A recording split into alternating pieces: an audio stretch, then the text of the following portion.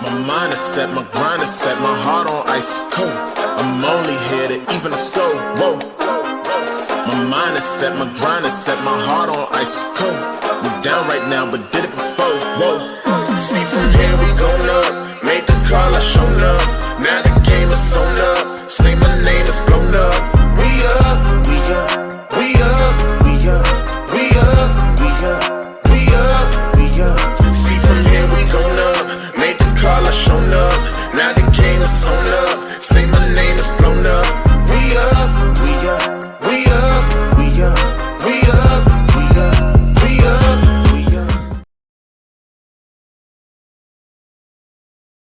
What's up, Knight Nation, and welcome back to another episode of the Knighted Ones podcast. Guess what? We got Hopium this week, or will it turn to Copium next week? So that's what we'll be talking about this week.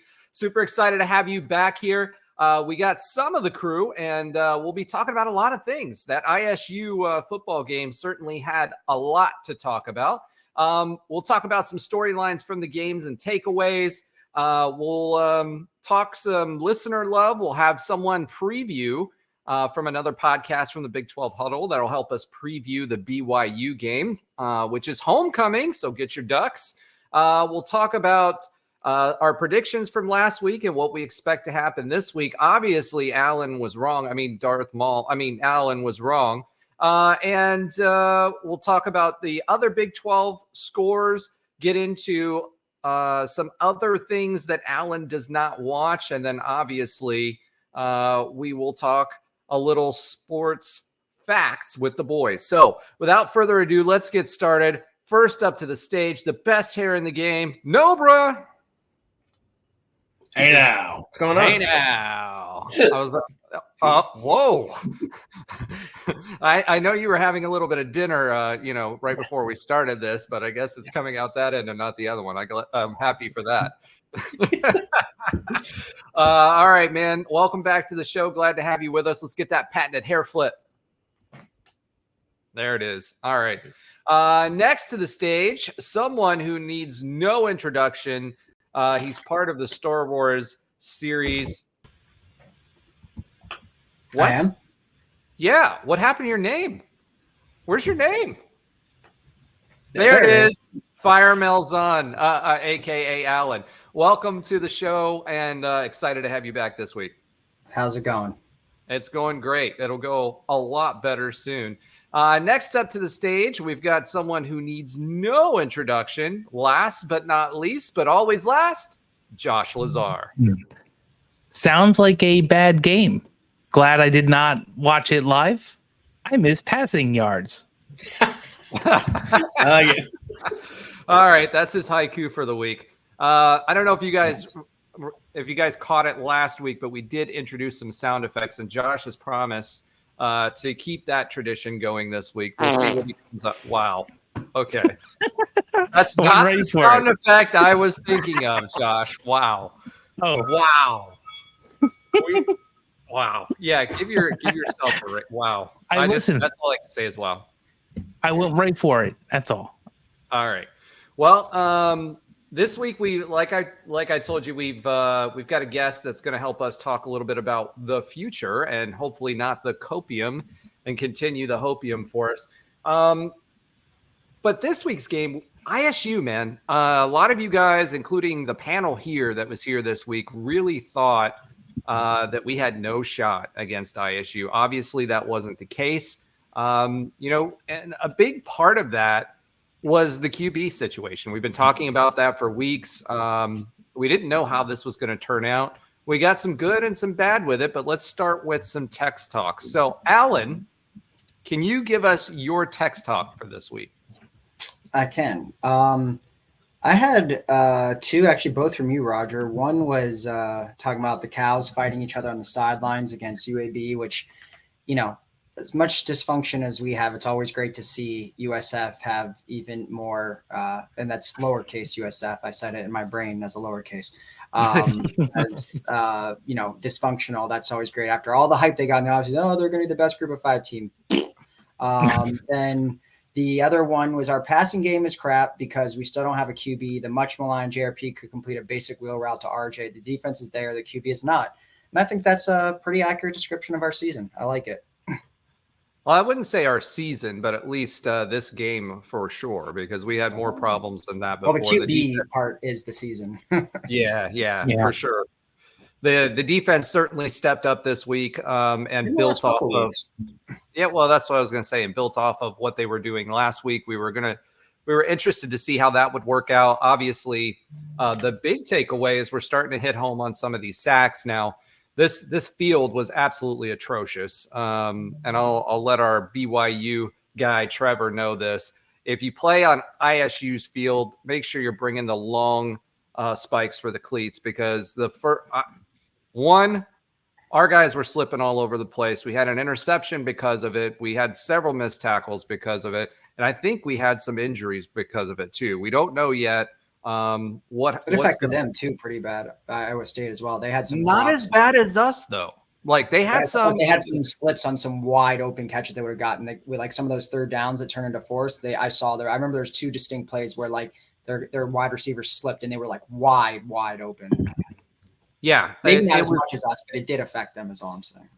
Yeah, and I don't understand. Like, I know the grass is different. The type of grass that they're using up there is bluegrass. They aren't using our kind of grass, et cetera. And I don't want to make this show about that. But, I mean, this is the Big 12. This is a program that's been around a really, really long time. I don't know why we didn't have longer studs to begin with, because they did get to inspect the field. B, like, why is their field that terrible? It wasn't rainy. It wasn't anything like that. This shouldn't have happened. And unfortunately, I think it cost us Nigel Kelly. And I think Isaiah Nixon was hurt as well. So I blame definitely. Malzahn. What's that? I blame Malzahn. Yeah, blame Malzahn for everything. Yeah. Wah. All right, Josh, what was your text talk this week? Oh, it's pretty easy because I was kind of talking about this on the pod last week that I definitely said in the chats that, I'm focusing, I'll go to games. I'm going to go to the things I plan to go on, but I won't go out of my way if there's something going on in life to watch the game. And I was up in New York all weekend with my brother and doing some birthday stuff. So I actually didn't see too much. But before we got to the party, I saw the text. I saw the score one time. We were up 7-0 at that point. I'll keep that for the rest of the night, and hopefully the score sticks. That's all my text talk for during the game. And obviously, from just looking at the box score, it held up for a while. Like a while. Well, know what my response to that was, right? That I didn't read it. I went on D&D. So yeah. My response to that was you're no longer allowed to not only attend games, but not watch them either. Because as soon as you chimed in later is when things started going wrong towards the end of the game. So I'm just saying we're holding up the ban. It's not a bull ban. There's no ban. I didn't even really watch the game. I just looked at my phone and saw your 200 text messages and started scrolling through them and made some assumptions. All right. Well, let's go ahead. Since we're talking about the game, let's get into it a little bit. UCF, I mean, this was a tough one, right? And it's kind of one of those would you rather, right? Would you rather get blown out because we had low expectations, or would you rather lose this game at the last second? And for me, well, no, why not both? For me, I would much rather have won the game in the fashion that we did, because I still saw progress. I told you guys last week that I thought I saw progress. This week we saw progress. The running game with the QB game, with the QB's performance, certainly opened up a little bit more. So in spite of the passing game not being there, still we had more progress because the running game for the quarterback was able to get our folks some space. Now, we tried a little bit more sideline action this week, which was good, to try to get guys out of the box. I think we did a pretty good job of that. But on defense, the amount of pressures and sacks that we had was phenomenal. So they're starting to progress, although, sadly enough, this game we still lost some of that defensive line that was getting those pressures. So We lost to number 9 ISU 38-35 away. If you're watching the game, you were feeling pretty good about yourself going into the fourth quarter. I think Alan said early on his text talk, he was like, "Oh, they scored a touchdown. Now the meltdown begins," and that never really happened, right? We controlled, and a lot of that was due to the defense, but we controlled the game for most of the game. Our running game was working because we were able to get guys out of the box. And as a reminder, this Iowa State team held opponents in the first half to 6 points on average per game and 4 points in the second half on average per game. The offense scored 21 points this week, truly, because technically it's 28 points, but really it was 21 points. The red zone looked a lot better. We scored in the red zone like we should have. So that was exciting. And defensively, there was a lot to like. However, all that being said, we are now 3-4. And as I said last week, we're fighting for our bowl streak to continue, and 1-3 in the Big 12. This is the second season in a row, guys, with a 4-game losing streak. And that's not something we're used to at UCF. Now, last year they turned it around after that and looked promising.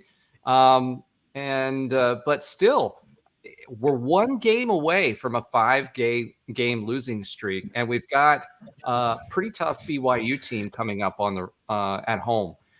So, positives from this. We had a lot of yards. Well, our defense looked good. We had 2 pick sixes, technically 1, but really it was 2 pick sixes. Braden Marshall. I mean, wow. What were you thinking a yard out from the touchdown and just dropping the ball? Thank goodness. And for those of you that don't know the rules, because nobody touched the ball and it was blown dead, it wasn't a touchback. And because it didn't go through the end zone, it wasn't a touchback. So thankfully, because we wouldn't have gotten those points had that not happened. Key stats, Jacurri, passing game. This is the time for you to do your womp, womp, womp there, Josh. Because 8-20 for 62 yards, 3.1 yards per pass, 0 TDs, 2 interceptions. Although, I will say this, one of those interceptions was because our receiver just completely fell. And it went right into the defense. That's Iowa State's field right there. 13 rushes for 154 yards, though. So again, Jacurri made a huge difference with his feet. And after 2 games, Brown's already UCF's second leading rusher. So what do you guys think? I mean, Gus Malzahn came out today and said that Jacurri would be our. Wow. Sorry. Right. That was my answer. Yeah. Well, you've got, Gus Malzahn came out today in his presser and said that Jacurri would be leading the team the rest of the way. What do you guys think about that? Do you think he's going to, he is a true sophomore. He did play minimally at Miami, and this was his first start for UCF with a high pressure situation at number 9 ISU. How do you guys feel about having him as the quarterback for the rest of the way? Well, obviously you can't go back to KJ. There's literally no point of going back to KJ. So if you're looking at the best options, obviously it's Jacurri, who has always been technically the QB2 on the depth chart. And then the other option is EJ. Actually, no. EJ was number 2. That came out. And Jacurri. Well, I mean, on the depth charts they released, though, it did say Jacurri. I know it said the or thing, but it had him right below KJ. So whatever. I mean, no one ever thought that EJ, unless you heard behind the scenes, was the QB2 as a 17-year-old. We all thought it was Jacurri. Clearly was the replacement for Timmy McLean. So, I think it makes sense. I'm glad that he's making it the change permanent.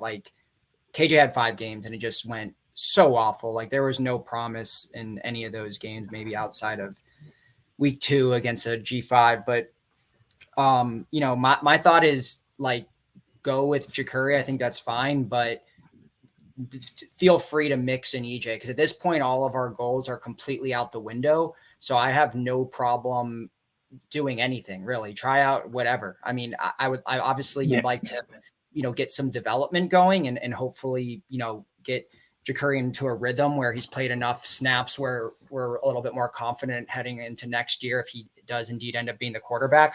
But I have zero issues with also trying out EJ, whether that's us getting blown out in a game and you do it, or we're blowing someone out and do it. But yeah, I mean, like Jacurri shows real promise on the ground. I mean, that he's definitely, along with JRP, one of the most mobile quarterbacks we've ever had. I mean, he looks, great on the ground. He's really slippery, elusive. I think it's, good for that, but he cannot throw. And we've seen what happens when teams make us dimensional. And I know we're a fantastic run team, but you got to have a quarterback that at least is a threat to throw. And right now he's not. So I'd love to see what happened if we had some sort of vertical threat. So that's why I'm okay with it. If we want to try out EJ in some scenarios, or go kind of do what Florida did with both of their quarterbacks for a while, because I don't think we have anything to lose. So obviously you name him the starter. He's played well enough and he got you within, or as part of the reason you were within 3 points against a top 10 team in the country. So I think it's the logical move. It makes sense. But I'm also, if he continues sub 100 passing yards, and that's not because he didn't get enough attempts. He had 20 throws. He averaged 3.1 yards per carry. He was per pass. He was 0 for 7 on passes that were 20 plus yards. So he has zero accuracy or deep ball. And maybe there was some slipping and stuff like that or whatever. But in general, he's looks pretty awful right now. So obviously it's a small sample size. We'll see what he does. But yeah, it's the right move for right now. Josh? So I will say this as someone who did not watch the game, but watched your chat. Alan's. Oh, Josh, I think we lost you there after you told us you didn't watch the game. Yeah, because you muted my mic. Listen, I'll be at the game this week. I hope all of you will. I have tickets for you if you really need to. Here's the fact. I think I might have a ticket for you. Here's the fact. This seemed like a winnable game. Everything I'm seeing in the chat, this is a winnable game. I'm looking at the box score. This is a winnable game. And I hate the concept of the positive loss, right? Win is a win, is a loss is a loss. But how about this? And if we saw this 2 or 3 weeks ago and we made a change with KJ a couple weeks ago, I think we'd all be thinking a little bit differently. I feel like Alan is completely correct. The season is lost, yet but a bowl game that we're going to try to get, or to really mess up someone else's season. And at least we're not trying to punch each other on the sideline like that other team. I don't think there's an issue with the team camaraderie. I really don't. And I feel like everyone is going to start gathering around and working together around JB and to lift each other up. It's just we don't have Sam Houston in front of us anymore. It's hard to go back to back against top 15, top 12 teams and expect a bit of a new cohesion of people. And it's not, was it King Kittler was back this game too? Yeah. At center, I think, right? So there's a lot of pieces. But how long has he practiced with JB as QB1? And there's all of these interesting scenarios and pieces that are now being put together. So do I expect to see a run like we had last year after losing 5 in a row? And I think JRP was kind of hurt a little bit there too at in some of those. I don't know. I feel like we're seeing some positive things, and that's the only thing you can take from a loss. You're not going to that locker room after being manhandled and going, well, what are we going to do now? There's a lot of tape that's probably positive, and if we would have done this, we would have won type of tape. So that's what I felt about what I've seen of this game in stats and conversation. Well, I'll say this. Jacurri we did see some good things out of Jacurri. 154 yards with that many carries is nothing to sneeze at. I mean, that's a lot of offense, right? The key to this is we've all been clamoring for Gus to show us a few different things to be able to get people out of the box. We saw a lot of 4 wide sets. We saw some 5 wide sets with motion this week. And if anybody's wondering why we were throwing those long bombs, is because we have to make that believable that we're actually going to go for it. Otherwise, nobody's going to cover it, and they're just going to key in on the run game. So if we're going to set those up, we do have to try them, right? Otherwise, it's not going to do any good. So I saw some changes there. Jacurri looked better than he did last week, I will say, or the Cincinnati week. Cincinnati, we did have some crossing routes that he was on point with that we did not see in this game. It was more getting everybody to the sidelines and trying to push forward.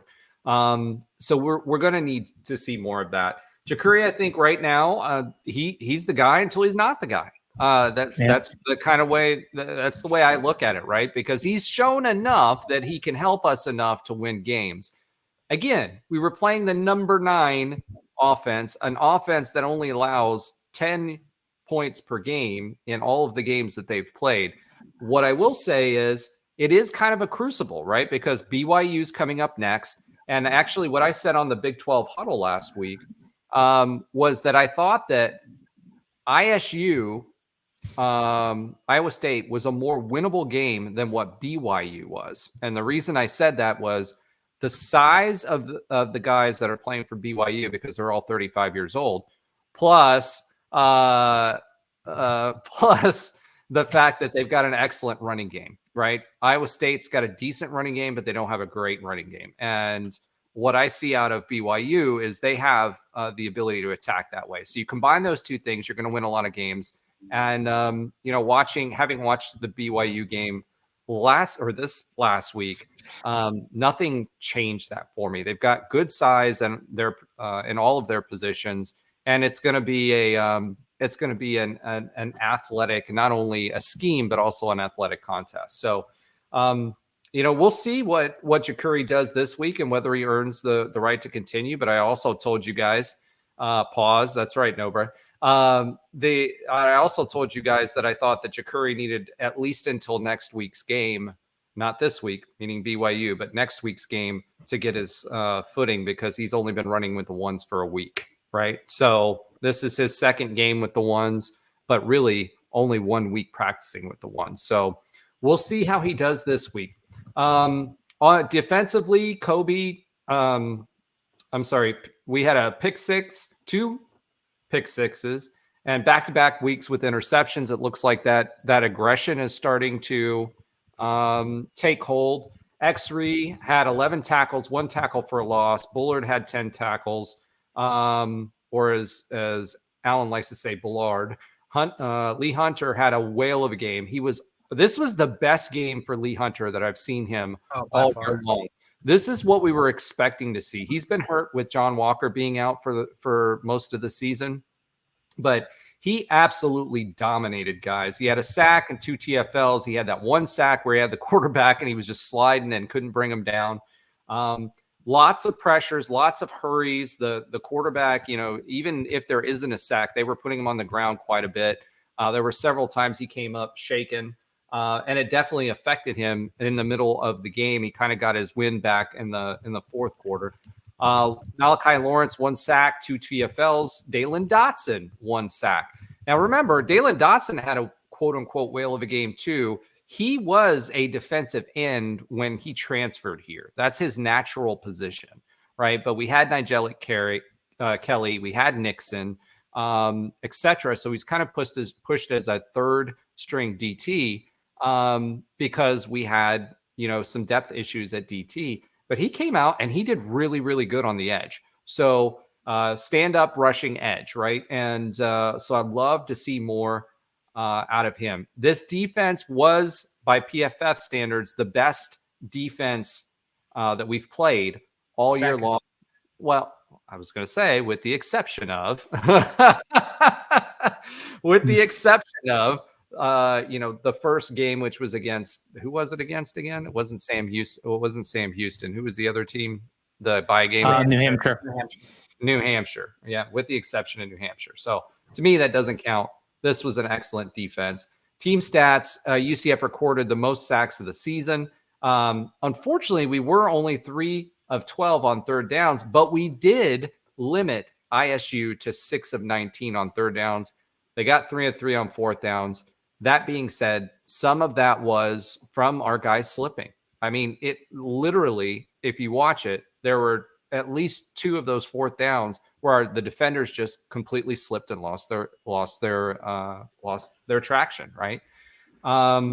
We held them down on third down most of the game. And again, the defense was great. ISU did outgain us, which is weird because we usually outgain everybody else on offense, 530 to 416 in total yards.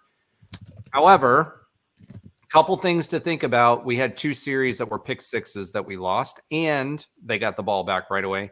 And on top of that, we also had some challenges when we were on that side. When we were on offense, we scored, but we scored with big plays. And because we scored with big plays and didn't maintain drives, that means the time of possession battle was 37 to 22, meaning 37 minutes to 22 minutes for ISU. Again, biggest storylines for me for the game, Jacurri looked like he could run the offense. He's got to be able to throw better. I mean, since we are E for everyone and not E for explicit, I won't read here what Alan put in the descriptor that he put in here for his arm. Jacurri can throw the ball. It's effortless, right? But control is going to be the biggest issue. And part of that is who he's throwing to, and then part of that and getting chemistry, but part of that is also he's throwing off his back foot a lot. So he needs to get squared up before he releases the ball. The passing game really, really hurt us, right? Because if you don't have a passing game, you can load the box. I've been talking a lot about the defense. Was there anything else you guys wanted to kind of talk about regarding the defense at all? Yeah. Yeah. I mean, I to me, this is a little bit reminiscent of the 2016 season, like Frost's first season, when I don't know if you remember this, but the defense was actually better than the offense. And the defense that was the year we had like Shaquille Griffin, a couple of these guys, Drico Johnson, and they were getting a lot of turnovers, and it really picked up towards the end of the season. The defense kind of single-handedly won us some games. And granted, it was against the American, but this kind of reminds me of that like mid-season pickup. The defense to me, I think, has been the most encouraging thing to see. 6 of 19 on third downs, I thought was very impressive. Like from going from like thinking I don't think I'd be confident in us stopping a 3rd and 18 to like we nearly stopped them on every third down was really, really great to see. And then I thought the DBs played as a whole one of their best games. And then the fact that we were getting pressure on a quarterback who, granted, was extremely fast. Like I had no idea. He was very quick. Like you mentioned slipping, but also he just burned us with his legs. He was just fast. Sometimes there's nothing you can do about it when some of it was bad angles too. We took some bad angles on some of those. Yeah, it was, but he was slippery. I mean, I remember one time Lee Hunter grabbed him with one hand and he just got out of it. I mean, Lee Hunter's a strong guy, but this dude was fast. I mean, he had that JRP type of shiftiness. So, I was very encouraged by defense. When you talk about shutting out UF in the second half, only giving up 19 points last week to a Cincinnati team that technically is number 2 in the conference in off total offense. And then this game, while I know 38 looks ugly, but as far as the final score, but I thought the defense was really exclusively the only reason we were in the game. I mean, they, first of all, accounted for essentially 14 points. I mean, I'm not going to, I know RJ Harvey got that 1-yard touchdown, but it's essentially 14 out of our 35 points. And they really kind of limited them. I mean, even in the first half, they only gave up 14 points. That was the first time that we've had a halftime lead since week 2 against Sam Houston State. So for me, I think it was really good to see. I mean, I was, all season insulting Ted Roof, but I whether it's him turning it around or just the players, coming together and doing it. I think the players are getting it within the system. If you watch it, the one issue we had still is some run fits, but the players our checks and our movement defensively when we're showing blitz and then going back into coverage, all of that stuff, That didn't exist at the beginning, and that was more of the players playing in his defense. It takes a while to figure that out. But I think the players are executing his defense much better. And obviously, his defense with 4 down linemen is predicated on getting pressure. So that's the biggest thing is you're seeing that pressure get home. And Alan, I didn't mean to interrupt you. I just wanted to point that out based on what I you were agree. saying. The pressure is getting home now, and it was good that it also happened against a mobile quarterback, which was good to see. So it was nice. I mean, and you saw a lot more pressure. I mean, there was some all-out blitzes. There was definitely some different looks, and there was definitely pressure, and it was good to see that. Like, it was really nice to see in-season adjustments after complaining. I know it's happened probably too little, too late, but it was nice seeing that. But the other thing I'd like to mention is that, like, the young guys that are finally playing now due to injuries and due to maybe Malzahn getting, his head out of his butt, finally playing some of these guys, they are, yes, they're young, they're raw, but they're looking good. First of all, Ziri Alexander has looked great about 3 weeks in a row now. He led the team in tackles. Hold on. It's X-Re. Oh, Xri Alexander, excuse me. He's looked great 2-3 weeks in a row. He's made some really big plays. He made some big plays in the Cincinnati game too. Obviously, Nigella Kelly's still young. He made some good, but Chasen Johnson is making some good plays, making some fresh mistakes. And then Christian Peterson got into the game for the first time all season. He's was a 4-star DB from last year's class. So we have our second true freshman playing now. And I thought he made some good plays. And then on top of that, Isaiah Nixon, I know he got a little banged up in the game, but he's been stepping up a lot lately. So it's been good to see finally some of these sophomores and freshmen and redshirt freshmen coming in, and they're making a difference. And I think that's what you want to see. I understand the new way of college football, but I think if you can have a healthy mix of young guys that we're developing and then the transfers who are ready to play now, I think to me that's the best route. And it's paying off at least in small dividends right now. Yeah, I agree with that. And I think that's a luxury that we have because we're not playing for a Big 12 title. I mean, right. that's the reality of it. Gus was all in trying to bring in, the ringers, so to speak, for guys, and that didn't pan out, and that's okay. We're seeing these young guys starting to get some playing time. The interesting thing is there's mostly positive chatter around the team, which, to Josh's point earlier, I don't think that Gus has lost the locker room, which says a lot. And they're out there putting together a lot of effort. They're a growing team, and now we're starting to see these other pieces get mixed in, which bodes well for the future. Josh, any other thoughts you wanted to add on the defense that you didn't watch? I mean, all I can tell you is this: I saw that we had some more sacks than we had in a long time, and we had a pick six and 98% or 99%, right? So obviously something has to be going right. And then again, we did kind of give up the scores necessary to lose the game at the end. And that could just be a darn good team fighting for their playoff life, or us slipping on grass fields, or a myriad of different things. But just from those things that I have seen, it seems to have been a pretty good defensive game. And let's not forget the last 2 games we had. We scored 13 points at home versus Cincinnati. We scored 13 points on the road versus Florida. We scored 21 points at home versus Colorado. We haven't scored this many points until we had the half that thought we was going to be the rest of the season in TCU.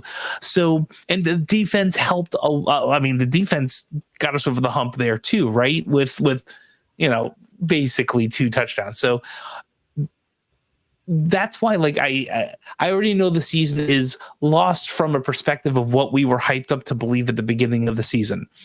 But as a football team we all care about, there are a lot of positive things we can take from what we saw defensively and otherwise. Yeah, I totally agree with that. I do think there's some positivity to take away, and you're seeing some growth within this team, which is awesome.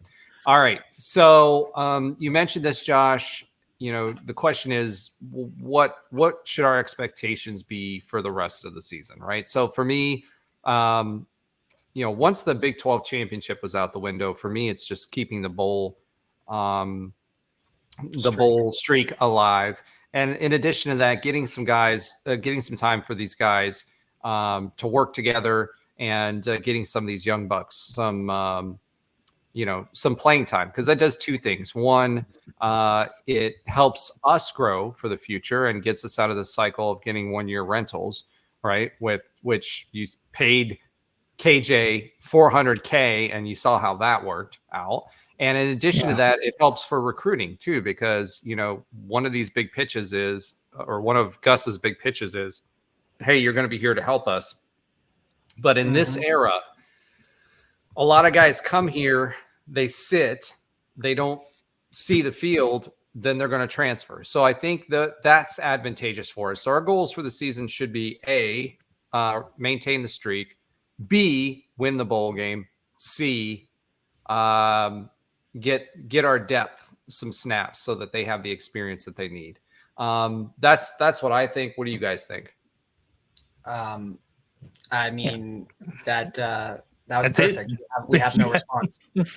Same. I mean, it's pretty much where we're at. Like, I'm looking at the schedule, and we probably need to steal one to be safe to make that streak happen during homecoming this week, or at West Virginia, which is going to be tough.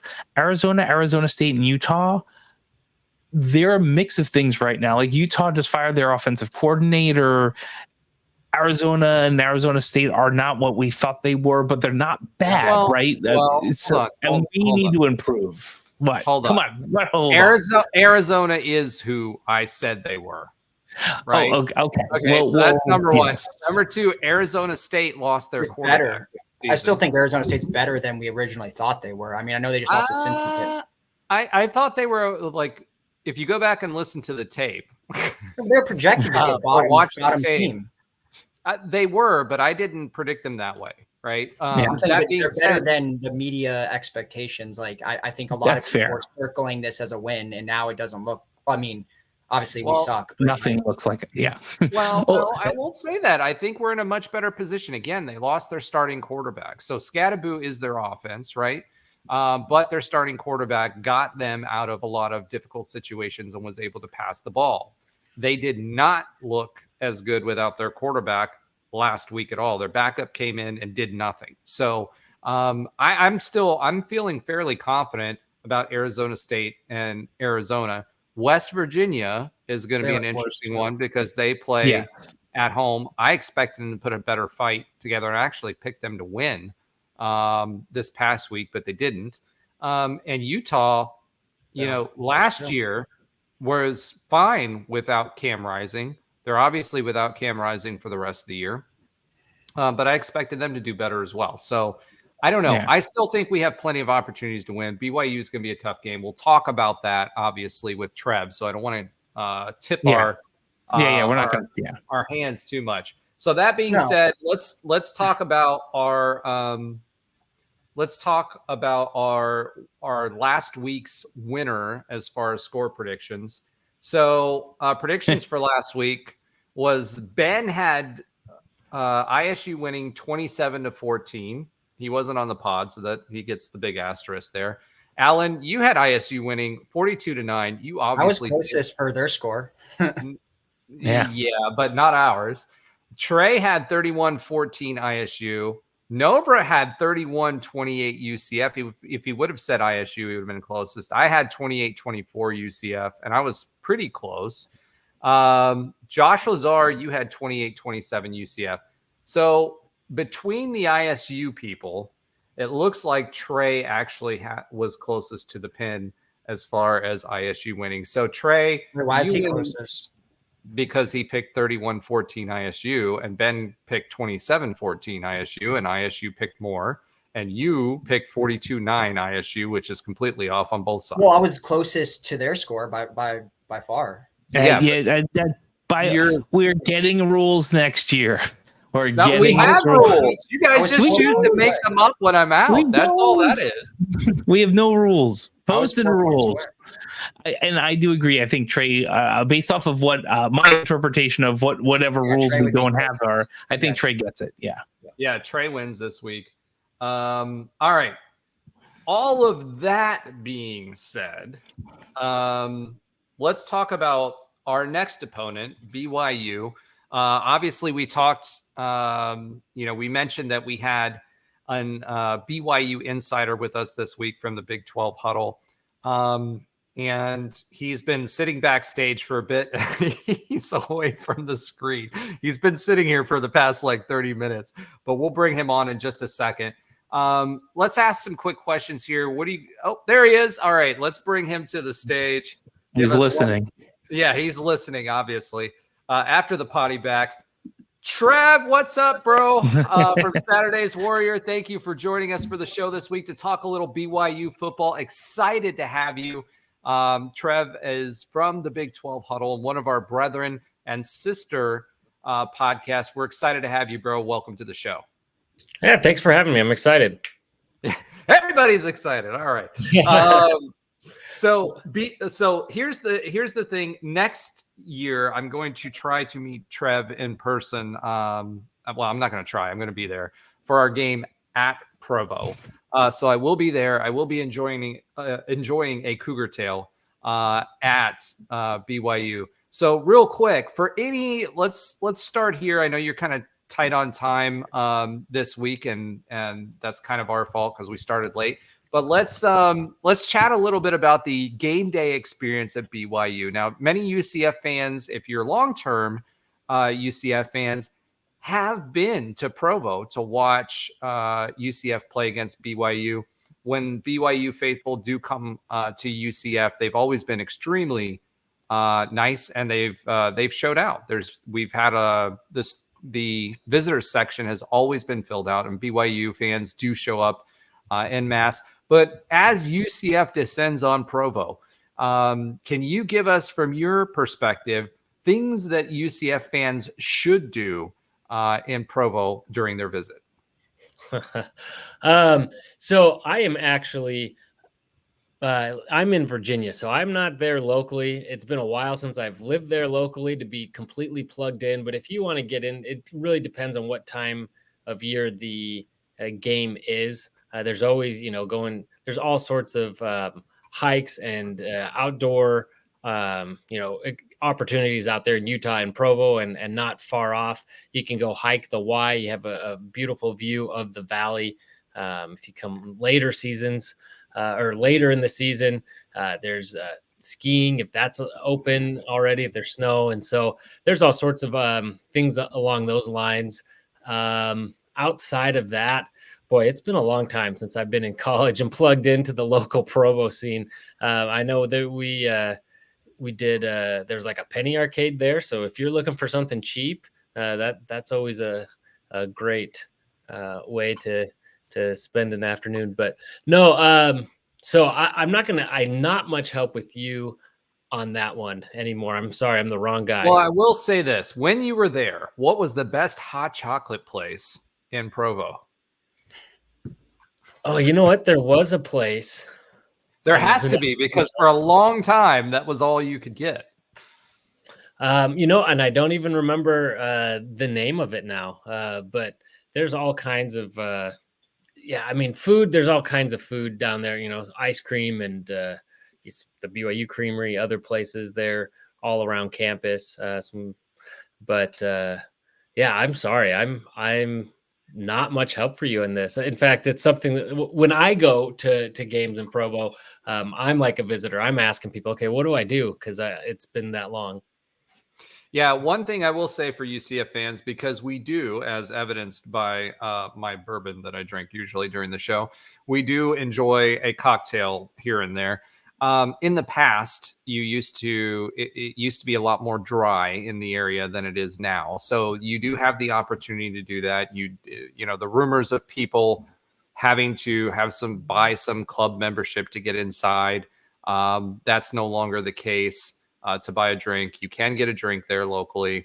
I will say this: they do have a rule for those of you that like to have multiple drinks for some reason at your table, that they do have to take your glass away before you can get your next drink. So I think that's normal restaurant fare. So Night Nation, you don't have to worry. Provo's gonna be able to be your local watering hole if you're spending the weekend there. That being said, let's talk a little bit about BYU football. So we talked at the beginning part of this season about BYU football, and your expectations were not what what are they, 7-0 now? 7-0, yeah. 7-0, highly ranked. They should be in the top 10 in my opinion. And probably higher than what they're going to be ranked. But BYU football has been looking great, and it's the defense that has come to play. Your running game is there, and surprisingly enough, your passing game is a little bit better than what we expected as well. So tell me a little bit about BYU's journey this season. Yeah, so before the season, some people were really down on BYU. I felt the Vegas had us at 4.5 games. I felt like 5 games was very achievable. That was kind of the floor I thought of, but the ceiling I also thought was about 8 games, and now BYU's already almost there. So definitely exceeding expectations. But I think the big concern was this year was at quarterback. In the offseason, there was a long drawn out QB battle that went all the way until it wasn't even announced officially until, right before our first game against an FCS opponent. And we just thought, if neither guy can really distinguish, and one of them was a quarterback who came in from JUCO transfer last year, kind of came in after Keaton Slovis went down, and Jake Retzlaff, and did not have a great showing. A lot of turnovers, showed a lot of promise, but had a lot of turnovers. And then the other was Gary Bohannon, who's been sitting out for a while, and you guys are probably familiar with him. Yeah, the Cows / Baylor transfer, the journeyman. Yeah, and definitely has his strength. Big guy, good runner, and obviously has a lot of experience. But felt like Jake Retzlaff obviously had higher upside. He had a little bit more touch on his throws, a little bit. He could kind of hit those, kind of layer his throws a little bit and have a little more touch on his passes. And so that's where he excelled. And he's actually shown to be pretty mobile as well. I think he's still our leading rusher on the team. Now that's partially due to a lot of injuries in the running back core. It seems like we had a different starting running back for several games in a row. So that's part of it, but it's also by design, definitely opening up things for the run game and, having him, do some designed QB run. So that was the big thing in the offseason, the big question. And as we started the year, you knew what it was going to be with a long drawn out QB battle that was very divisive. At the moment we saw our quarterback struggle at all, have any turnovers, that everybody was going to turn on him. And we started seeing some of that early against the SMU in that game. But he's shown that every game he's gotten better, that he's learned. He's gone from trying to force something when it's not there to, taking a sack, to being able to throw the ball away when it's not there, just kind of live to play another down. And so he's shown a lot of maturity and growth.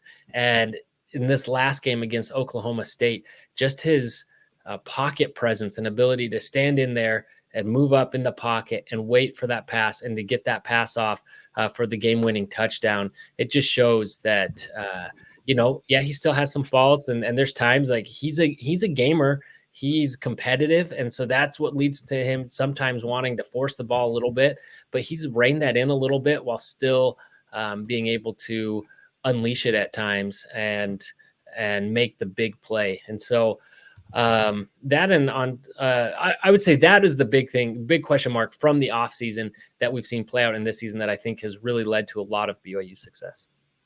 So talk a little bit about the O-line, right? So one of the things that you've seen that we've been trying to get better at all season, we had a lot of really, really good athletes, but it's finally starting to come together as our defensive line and getting pressure, right? Talk a little bit about your O-line. So you mentioned standing in the pocket, being able to do that. You have to have a pretty good offensive line to be able to do that.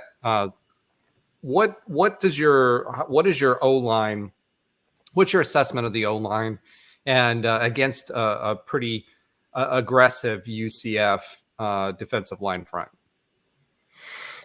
They've been solid. They've scored very high in PFF, some of our highest scoring players this season, often from game to game.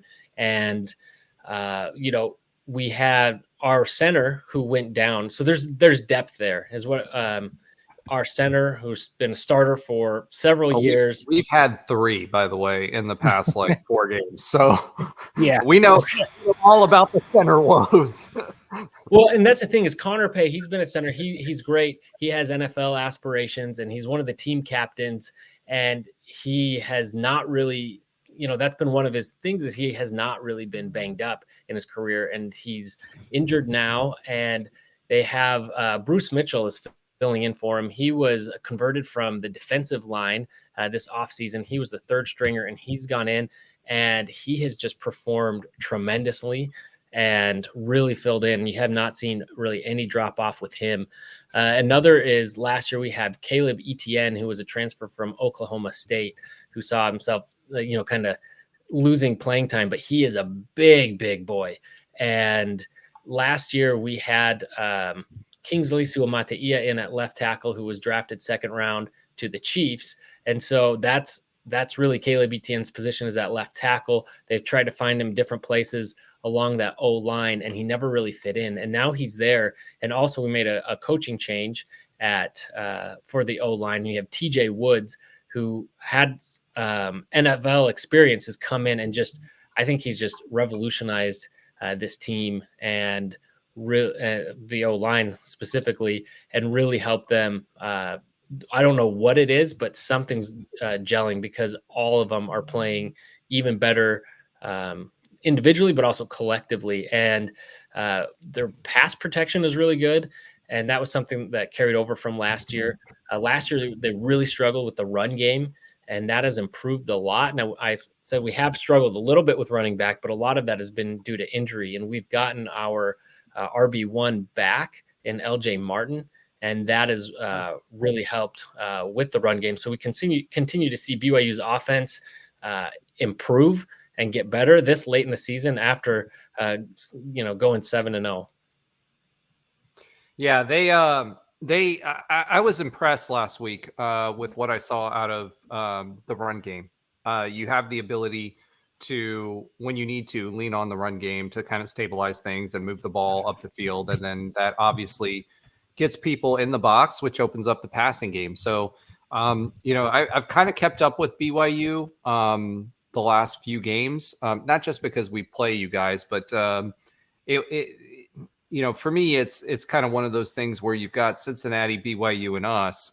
I kind of compared to the Pac-12 schools that came in, right? So I kind of want to watch how we perform versus what those schools perform as they come in. Obviously, BYU wanted into the Pac-12 for a long time, which looks like they're going to stick around. But you talked a little bit about the running game. Let's talk a little bit about your wide receiver core. Can you give us kind of a preview of that? And then let's move on to defense. Yeah. So also really deep. I feel like they've been saying this every year. They say, oh, this is the deepest wide receiver core that we've had yet.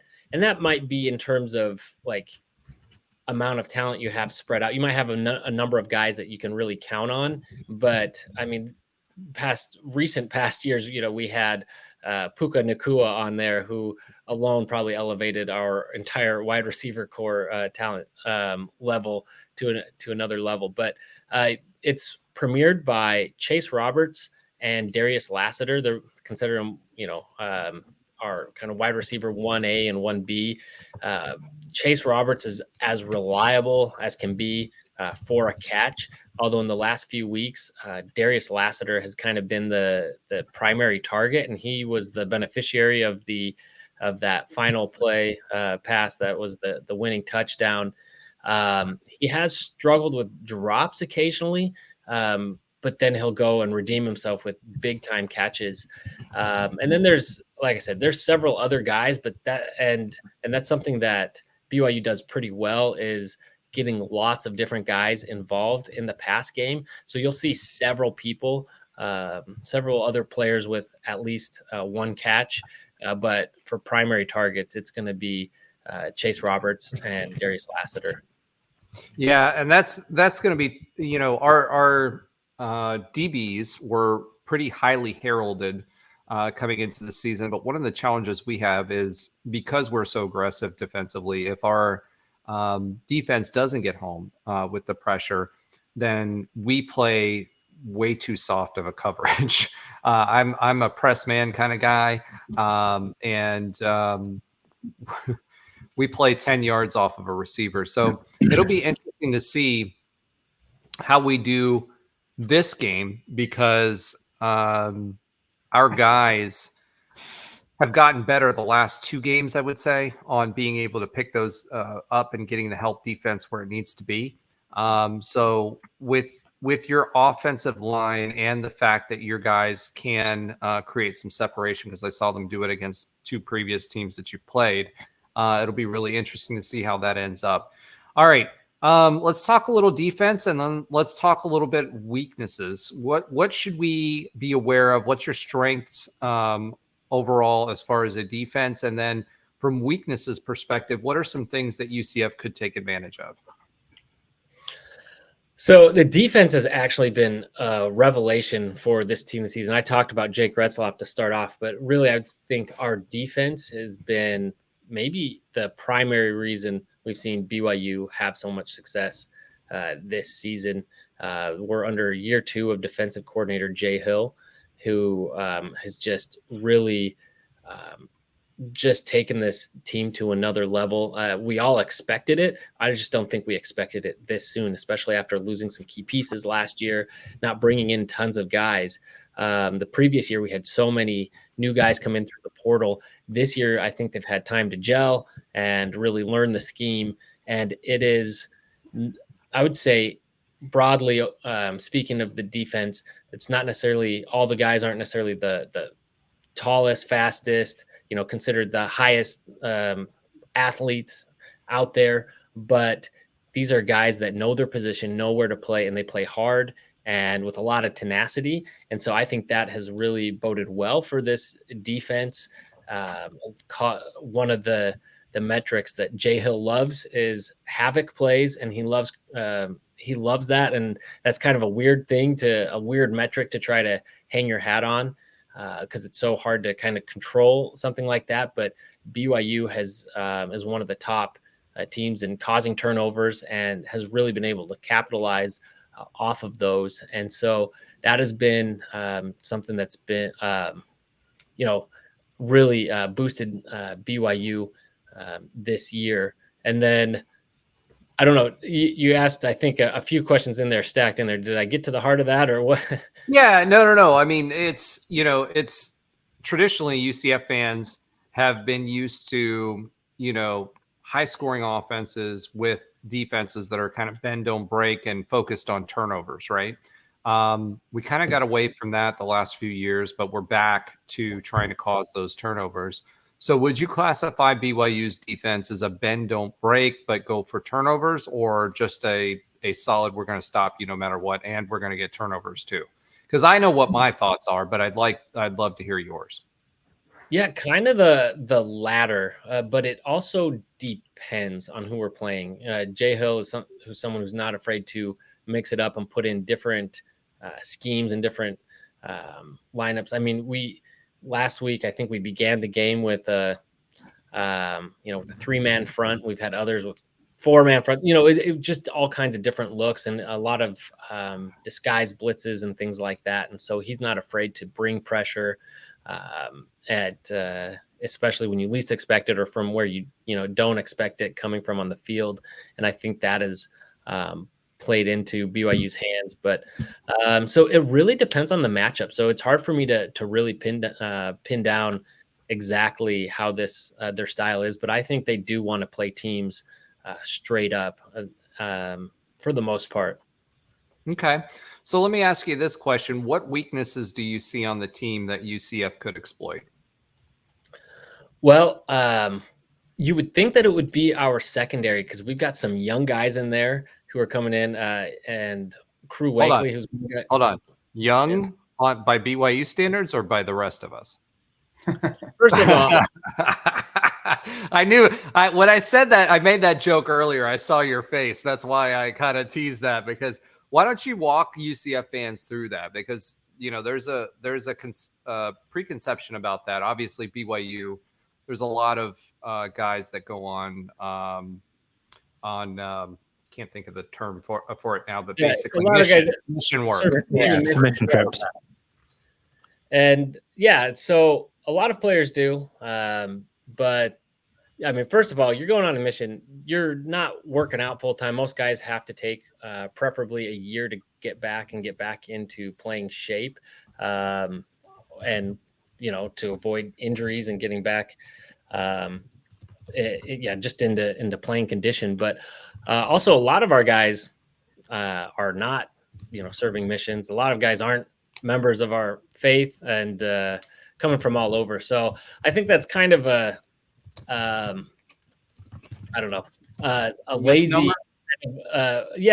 misnomer in terms of BYU. Now, probably averages over, the average age of BYU probably is higher than a lot of teams out there.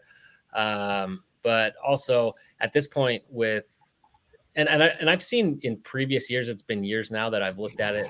I can remember stats, so I don't know what it is currently.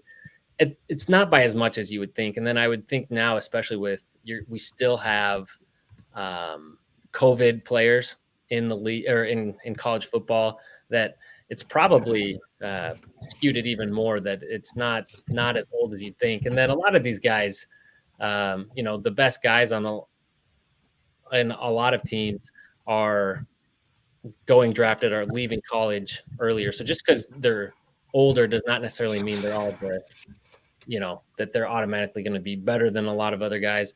Now, having said that, we do have some guys with size, and that I think, and especially in terms of our defensive line, which has been playing really well. And honestly, I don't even know the status of how many of them have served missions. I know a couple have, but I know a couple haven't. But that has been, I think, an area of putting pressure on quarterbacks is where they've done really well. We thought that this D line was going to be a weakness of the defense, coming into this season, and they've performed admirably. So I don't know, but I think that you asked about weaknesses, though. I would say, our pass defense has done really well, and when we've really focused on it, we've been able to stop the run. But we've seen, like last week, Ollie Gordon and Oklahoma State were having a hard time getting the run going, and they were able to, run all over BYU. And so that is a glaring concern, because I know that is a strength of UCF's. And so I am curious to see that now that we've gone through. I mean, Oklahoma State had 2 weeks to prepare for BYU, and BYU is coming off a short week, short because we played on a Friday. And that's part of it, going up up against a great coach like Gundy. But also, I mean, I think that it could just be problematic going forward. I think all quarterbacks seem to have a great running game against BYU. And so there have been games where we've schemed against that and had spies and things to slow that down a bit. But you look at the teams that have scored the most on BYU, we've held, 5 out of 7 games, we've held the opposing team to below 20 points.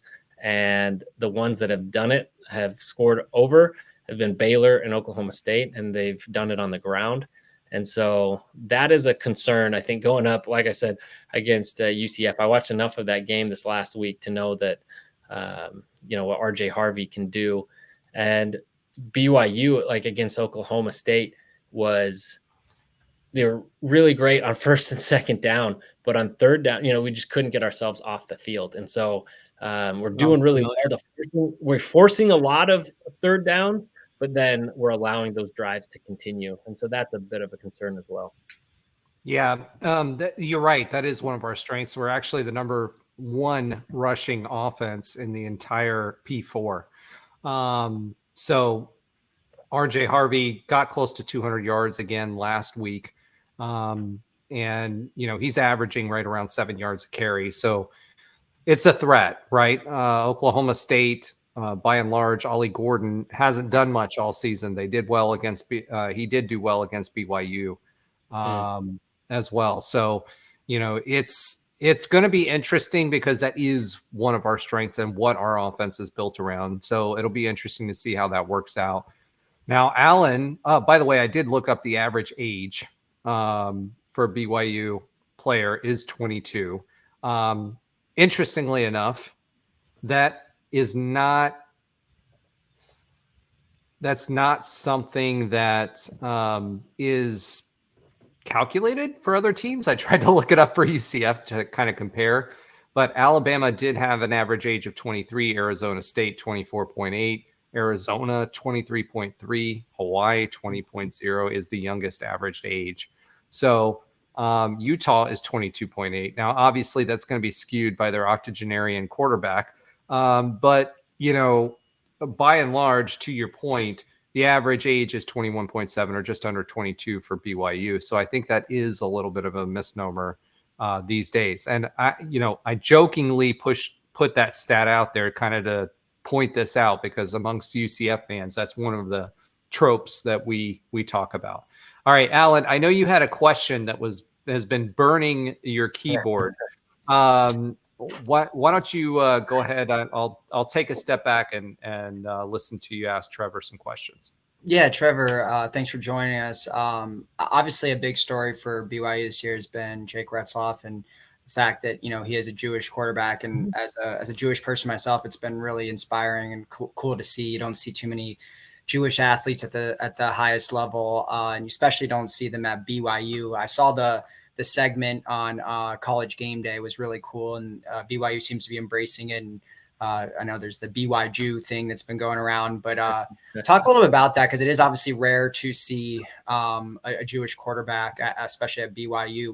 What's that been like, and how has everyone kind of embraced him? And he's kind of become, obviously quarterback is usually a star position. He's obviously done that and is on one of the top 10 schools in the country. So what's that been like? Yeah, it's been really embraced by BYU, and as a BYU fan, I can't speak for everybody, but I don't think anybody would see any issue with that. I think we, in a lot of ways, share a lot of similar values with those of the Jewish faith, and I think that's something that Jake saw. But also, we have got a lot of players. You look at our basketball team, and actually some on our football team as well, that are Muslims or a variety of faiths, and so I think that's something that they embrace in the locker room. So at BYU, prayer is something that's normal, but from what I understand, that they've different players, even of different faiths, all have turns to pray with the team and everything. And so I think they use it as something to unify them, even though there are differences there, and it's a chance for everybody to learn to know about each other and their different backgrounds even more. And so instead of being some sort of way to divide people, kind of the haves and the have-nots or something, it's, I think, a way to unify them even more by saying, hey, that's really cool. We share this common ground. And then, hey, let's get to know each other on a deeper level. And so I watched some interviews with him, and he said, oh, yeah, in some ways it takes a lot of adjusting, as I imagine it would be. It would, for anybody going to, such a different environment like that. But as a BYU fan, I love that it's, that's important to him, and it's something we totally embrace. And I love how proud he is of it, and how he, like, the BYU Jew or BYU Jew is a term that he coined. This wasn't one that we put on him or anything. He coined it because it's something that he wanted to highlight. Yeah, because sure. it's important to him. And so, and I think as BYU, which is obviously, you can't really, the religious aspect is a big component of the university and of, I think, being BYU fan, that it's something that we identify with. So I think it's really cool. I think good for him and for all that he's accomplished, and for being willing to come do that. The coaching staff found him, and this was his opportunity to come, and he's made the most of it. And so we're really excited to see, to watch him continue to play and learn and grow, and be a representative of the university. I mean, and he's not the first quarterback that's hasn't been a member of the Church of Jesus Christ of Latter-day Saints for BYU. You have, for example, Steve Sarkisian, and you had Robbie Bosco, who was, pounding beers all the time while he was in the NFL. And on camera, right? And so these were guys that were BYU quarterbacks as well as others, and so I think in some ways he's almost more representative of BYU than you could argue, other quarterbacks in the past. Yeah, no, that's really cool answer, and I love the perspective on that. So it's really cool to see. Kind of just switching gears. I think one thing that's been talked about since BYU is obviously one of the 4 group of 5 newcomers, or we were last year together. UCF, Houston, Cincinnati, and BYU, and a lot was talked about last year. Like UCF had the best record of the new 4 and was only going to make a bowl game. And then heading into year 2, we weren't quite sure, maybe who would be the best. Obviously, like you said, BYU was in Vegas. I think you said the over under was 4 wins or 4.5 wins. And we're a program this year that had a lot of expectations going to this year that have been completely kind of destroyed here over the past, month or so.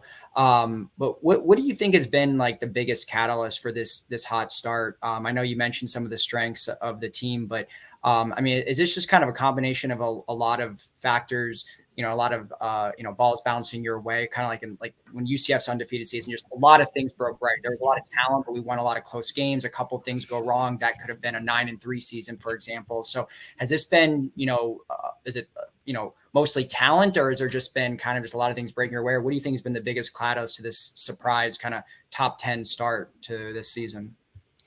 That's a good question. And I think if we knew exactly what that answer was, we wouldn't be as surprised by this outcome and the result so far. But it seems to be, like I said, last year there was a lot of turnover. And then this year we kept a lot of the same guys. So I think the continuity, and that's not enough because you have other teams like Oklahoma State that brought back 20 starters and they're struggling.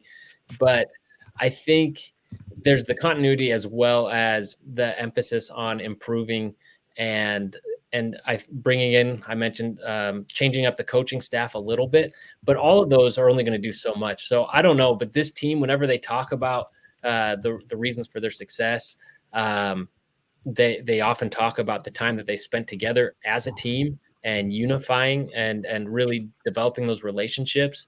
And then I go back to like this defense. I think just another year of being in this system and knowing where they're supposed to be, not worried about making mistakes. People know what's expected of them, and everyone playing, as they keep saying, they're 1/11th. And something I saw in the offseason that had me hopeful, I wasn't this hopeful, but I was hopeful that this would be a team that could surprise us, was that just the way they carried themselves and they talked. And, they just said, it's okay. We know what we can do. And we're ready to go out there and play. And it was kind of this quiet confidence. And Satake even had this quote from Media Days, and he's like, I'm not mad at you guys for voting us low. You don't know. You're not there at our practice. You don't know, but we're going to show you. And so I think there's a lot of that comes into play. Does some luck come with that? Yeah, sure. But a lot of national, media's, BYU's lucked their way into this. And really, you can get luck, but there's you can't luck, I don't think, into 7-0. And BYU has been able to. There have been a lot of turnovers, but a lot of them have been created by BYU. That they don't just happen accidentally, and they have been able to capitalize off of it. I mean, at one point, I wish I had the exact stat now. I think it was before last week. BYU had scored, I think, in the 50s off of turnovers. So we capitalized off of those turnovers. And there were teams against us, I think it was like 3 points off of turnovers against us. And so that's just really complementary football, not necessarily one single phase dominating everything, but it's just everybody working in concert, putting together a complete game. That's interesting that you mentioned. Just one quick to steal the thunder from you guys.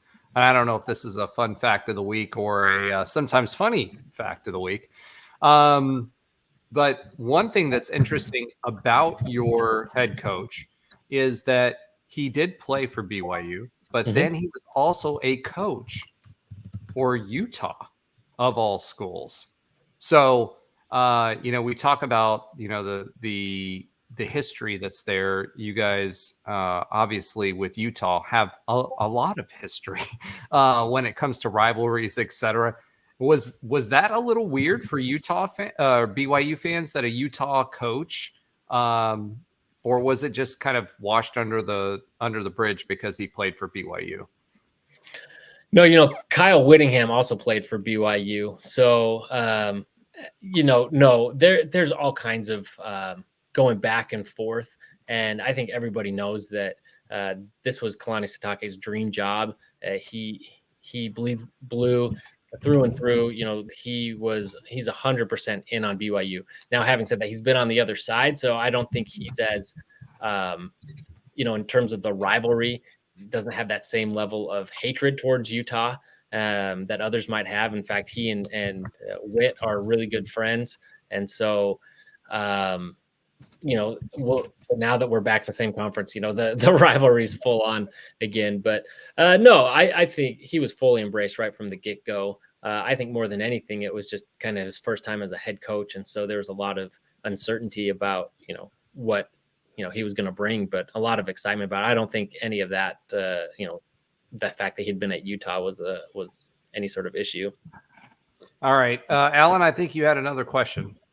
Yeah, final one here, Trevor, was kind of going off that rivalry. Obviously, the Holy War is one of the most storied rivalries in all of college football. And with all the realignment stuff that's happened in general, a lot of regionality in college football has been destroyed. Not that you guys have been in the same conference for, obviously you guys were independent for a long time, but there was a lot of, after playing almost every year, there was a lot of infrequency in playing over the last 10 years. It looks like you haven't played since 2021. So with that 3-year gap and now getting them, back on the schedule, which should be, I would assume, every single year. I don't know if that's a protected rivalry, but I looked at least you're playing for the next 3 years in a row, which the FBS future schedule says. So what is that like to kind of get that back every year? Because, I mean, for example, for us, we lost our biggest rival, USF, when we moved conferences. Hold on. They're not our biggest rival. They are. Yeah, they're not. They're the most hated rival. Who's our biggest rival? Well, for a time it was ECU. It was Marcia for a time. We passed. I'm talking now, though, like modern day. It was 100%. Let's go. Are we having an argument right now? No question. I don't think we have one. We don't have anything like not now, but I'm saying the BYU biggest rival until we left the Big 12 was 100%. Yeah. It has a name to it. It was rivalry weekend. Yeah. So, it was. Yeah, Trevor, what's that like having that back, and how important is that to both schools? For the record, I just wanted to look up. I went to norivalry.com and it says it's USF by quite a bit. There you go. Well, they're certainly the most hated, but I think we played ECU longer. We played ECU longer. We played Marcia longer, and at the time, again, we've Trevor, we've got a different journey than what I think most have. Right? Because we've been in so many different conferences. We've changed conferences every 7 to 8 years because we started in D3 and went all the way up in the short span of time that we did. So I agree. Everybody hates the Cows for a variety of reasons, both not really on the gridiron, but also for what's happened outside of that in the interstate politics, as far as what the Cows have tried to do to us. And there was always, the Big East thing. So up to this point, I think they're definitely our biggest rival for that point. Sorry, UConn. The civil conflict was a one-sided rivalry. We actually left that trophy on the field in the rain at UConn, but I still don't. I subscribe to the fact that we've moved beyond it. It's nothing, not even close to the Holy War. It's just not. Obviously. You guys have history going back. That's deeply embedded back to the 1800s and what happened in that time and how it's moved forward. So, we're fighting with the Cows over a dental school and some other things that they did to undermine us, right? Nothing compared to, Farmageddon or the Keg and Nails or the Holy War or, Bedlam or the Red River rivalry, any of that kind of stuff, right? So I imagine for you guys, it's got to be like a huge deal that you get to re-engage with that. Yeah, absolutely. It really is. I mean, rivalries is what college football is all about. And with so many rivalries being torn apart by realignment, it's great to see it when rivalries are actually brought back together. And so in this case, it was. And it's nice to know that we're playing every year. It's not the last week of the season like, it used to be. Originally, we had to get used to during the independence era of playing it, in September, or even played them in a bowl game once. So we weren't supposed to play them that year, and we ended up meeting in the bowl game. And so, because it just means more when the conference is on the line. And for not only, these two schools are, 45 minutes apart from each other. Everyone's families are, I wouldn't say everyone's, but families are intermixed often. I have so many. My dad, for example, went to Utah. I've got cousins going to both schools. And so it really is very personal. And then on top of it, for so long, when it was the WAC and then the Mountain West, BYU and Utah were two schools that were competing for the top of the conference as well. And so you often had that added element. Not saying that will happen with the Big 12, but that has added to it in the past. But even when one team is down, these games are often very close. I can't remember now, but over the independence era, still majority of those, I think it was a majority of the games against Utah still ended up, even though Utah won almost all of them, were generally like one possession games, which again, just anything can happen in these types of rivalry games. So it's so much fun. Again, it's what college football is all about. And so we're in a pretty new conference, and a lot of the premier rivalries from this conference have been torn apart. And so it's cool that BYU gets to be part of one of the premier rivalries now within this conference. And we're excited to kind of see new rivalries form both with BYU and other teams in the conferences. Well, you've got to be happy about that, right? At the end of the day, when you look at college football in general, and you look at the rivalries that exist, right, and that have, to your point and what you've said, been torn apart. The fact that Utah and BYU go back that long, like even with the Cows rivalry with us, there was only 1 year where we were both really, really good, and that was 2017. It's got to feel good for you guys because you wanted to get into the Pac-12 for a long time, and Utah felt like they had one-upped you and were kind of too good for BYU because they won the golden ticket and got to the Pac-12. But then, plot twist, right? Utah comes to the Big 12 that you guys were already a part of. So that's got to be like a really cool vibe or really cool feeling for you guys. Oh, Utah hates it. I'm sure you guys see it all on Twitter and everything. Utah fans are obnoxious, but they were going to come in and run the Big 12 and saw this as a step down, and they're just biding their time until their chance to make it to the Big 10 comes. And this season has been satisfying, not only because we get to watch BYU go 7-0, but we get to watch Utah just completely self-destruct. And I just been watching people pulling out receipts on Twitter, just giving it to the Utah fans. And it's almost gotten to the point where it's kind of stopped a little bit because it was almost Utah was so downtrodden that it wasn't even fun to like make fun of and harass them anymore. And so it's just gotten out of hand. But obviously we play them in a couple weeks. And even though Utah is down, and you guys are kind of sandwiched between the Holy War. We get you guys on the front end, and I think Utah plays you the week after, right? But yeah, so it's still a team that's down, but it's still going to be a dangerous game. We go into Salt Lake and play them, and those rivalry games are always competitive. So even though BYU's having a great year and Utah's down, that's not a game that we're overlooking.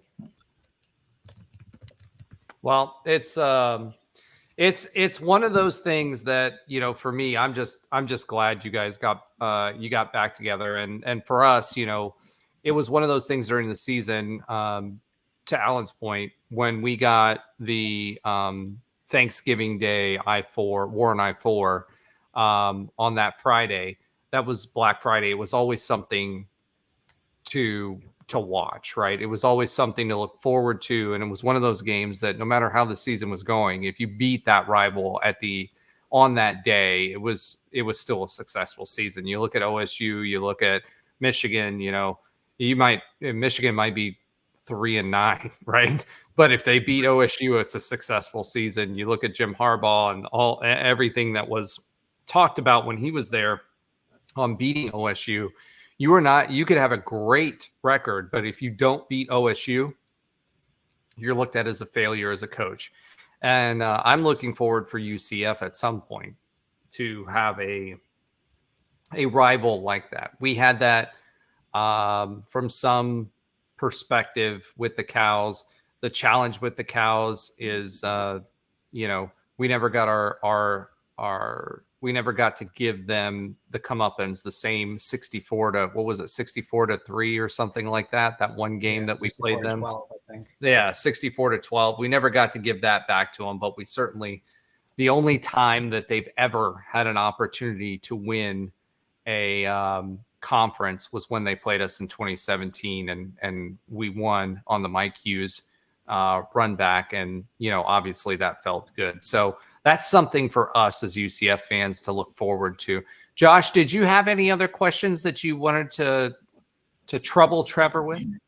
No. I will say this though. I flew into Salt Lake and drove all the way down to the north rim of the Grand Canyon, seeing that Y on the side of the mountain while I was traveling down there. It's like, I know exactly where we're at now, but I can't wait to actually go to that game. I might go with you, Roger, because it's everything I've heard about from the UCF fans that have been there in previous games.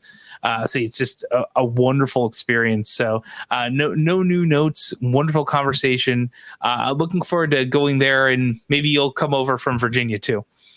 Well, actually, that's what I'm kicking around, is if I bite the bullet and head down this weekend. So if I do go, any fans that are there, look out for me. I'd love to meet. Hit us up. Let us know. Yeah, definitely Josh, because Josh does a pregame score prediction video. It'd be awesome to have you there. And that'd be great. Yeah, to have you do that. He does a short right before the game where he gets opposing fans' takes on what the score is going to be. And it'd be awesome to have you there to do that. And I expect I'll be there too. So definitely let us know.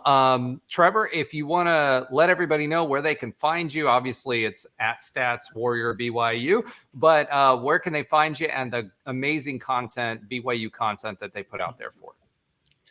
Yeah. So if you're on Twitter, look me up, because I don't have a lot of interaction currently with UCF fans. I would love more. So get on there and hit me up. I'd love to interact with that part of the Big 12 as well. But mostly do my videos on YouTube, and that you can get there through my Twitter, but it's at Saturdays Warrior at BYU. Similar. Created that before I had Twitter, and so they do not align, but you can still find me there one way or another. And I post several videos throughout the week. I also hope to be able to have Roger on and do a similar video for this week, as well as doing live reaction stuff after the game. So if I'm there, hope to get some good footage of that. Well, if we get Alan on your live reaction show, it might be yeah. So thank you for joining us this week. We appreciate it. I look forward to doing that segment with you. Unfortunately, we weren't able to do it a little earlier today, but we'll get it out there this week. So UCF fans, look out for that. United One fans, look out for that, and make sure you give Trevor a follow. Thank you, my friend. And as always, I'm going to say go Knights. What does BYU say? Go Cougs. All right, go Cougs. Have a good one. And, as much as I'd like to say, wow, do that hand sign again. It was like a little tail there. Is that where the cougar tail thing is? Why? It's, is that what it is? Kind of looks like that horns down thing. I'm just saying. Yeah, I would see. Yeah, we're practicing. The ASLY. Yeah. So. Okay. I like that. All right. Well, looking forward to hopefully seeing you at the game, and we'll catch up soon, and check us out when we go visit with Saturday's Warrior and Trevor this week. Thanks, Trevor. All right. Thanks, guys. Have a good one. Too. Have a good one. All right. Thanks, Trevor, for for all of that. That was very informative, and I think this goes to our partnership with the Big 12 Huddle and being able to bring these teams on. We're actually gaining more traction. We've almost got all of the Big 12 covered, so make sure you're checking out that content as we deliver it every week. All right. Is there anything else that we need to say about BYU before we make our score predictions? I don't think so. I mean, it is kind of cool. It's funny, when I was looking, obviously most of the teams that we have played this year, this is the first time in school history we've ever played Iowa State. It's the first time that we're ever going to play Utah. It's the first time there's a lot of, teams on here. It's the first or maybe second, but BYU, despite never being in the same conference with them until this year or last year, we've actually, played them 3 other times in school history. And before we signed under the Big 12, actually had signed a 2 game series with them when we were still non-conference. So it is kind of cool to have some sort of familiarity in the midst of playing a bunch of new teams. You wouldn't expect that we would have played a team across the country more than we played some on, for example, on the East Coast over here. But it is kind of cool that we do have a little bit of history. We've had some good games with them. There's been obviously the bowl game sucked, but we had a game back when we were in the American where we beat them and had a nice comeback win. I think it was like 2014 or somewhere in that range. So it is kind of cool to have some history, even though most of the teams we're playing, we've never played before. Yeah. I mean, one of my favorites, we had Terrence Plummer on the show previously, and we're going to bring him back. He's been busy lately because he's been moving, but he definitely wants to come back on the show. One of my favorite games, and we've talked about this on this show before, was that BYU game at home where we beat them, right? Because they beat us first, right? And on a special teams play. And then they came home and Terrence Plummer played out of his mind that game. And it was a great game. And then the most recent game, unfortunately, we did lose. So this is our opportunity to even the score. This is one of those budding potential rivalries with BYU. I will say this, though, UCF fans, please, I won't say treat BYU fans with kid gloves, but they are probably the most polite fan base you will ever meet. Yeah. So please treat them respectfully because they always treat us that way. Don't offer them a drink, though. I'm hoping. Offer them a hot chocolate. If you've got a hot chocolate tailgate or something, spike yours, don't spike theirs. Nice tea. Iced tea in the nice. No, because the whole point is the caffeine, right? So they're not supposed to drink caffeine either. So can't do iced tea. But an iced hot chocolate or iced chocolate, I guess is what we would call it. But just treat them nicely. They are great people and they're super respectful. So please do this. Extend that same courtesy to them. All right. So let's get into our predictions. Obviously, we do not have Trey Neal. We do not have Ben Stout. Ben did not text his prediction in. So there's no asterisk required for both of them this week. But what do you guys think? What's the score of this game? And I'm going to go with, I have to go with Alan because Josh is always last. I was going to go with Josh first because I figured Alan would say something like 62-3 or something. But go ahead, Alan. What is your prediction for this weekend? Let me bring Nobra in too because he needs to bring his prediction. He's been doing pretty good. Yeah, I mean, I'll say, obviously I put a lot of emotion into UCF. It definitely has the ability to ruin or make my weekend and a lot of passion. And the season's been very depressing. I wake up Sunday and it's like my first thought, oh crap, UCF lost yesterday. But I've gotten to the point where now with all the goals out the window where it's just like, okay, you've just kind of accepted where you're at right now. You're in acceptance. You're in that part of it. Right. But there's still that little piece of you that goes, oh, if we win out, we could be 8-4. And if we win a bowl game, we'd be 9-4. It'd be a great season. So you still have that little bit of hope. But I'm less on the negative train, but I mean, just realistically, I think we do have a shot in this game because it is at home, even though our home field advantage has been destroyed by Gus Malzahn. But in general, I do think we have a better chance. In the history of watching UCF, every time we play a ranked opponent at home, the fans pack the stadium, even if we're bad, and that goes back to the Conference USA days in my view. And I do, it's interesting. The spread once again is very small. It's only 1 point for BYU. And BYU has shown some chinks in the armor recently. I think, especially against that Oklahoma State, who's 0-4 in the conference. But my thing right now is I think UCF is going to keep this competitive, but they have not shown a propensity to close out games besides obviously the TCU game, and they just cannot get over that hump. And I think they made strides last week. I think we're gonna get there. We're going to get a win before the season's over with. I just don't think it happens against a top 11 opponent. And that's not a knock on UCF. It's just more like BYU is on a roll right now. They're in stride. So that's a long-winded way. I do think it's going to be a little bit higher scoring. I'm going to go BYU 31, UCF 24. Ooh. All right. Nobra? You said 31-24? 31 Cougars, 24 Knights. All right. Nobra, what are your thoughts?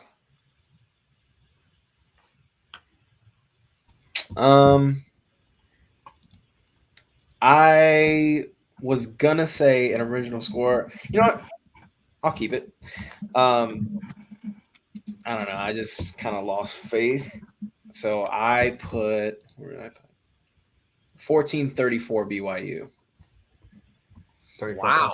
14-34. Okay, so 34-14 BYU. Nobra is now a turncoat. All right. Welcome. Josh, last but not least, but always last. What do you think? I'm not last if you're picking. I would always say pick a very, very last. yeah, not always. That I way think I we can see what you guys say, and I can choose mine. also why we need rules, right? We got to formalize this next season when we actually.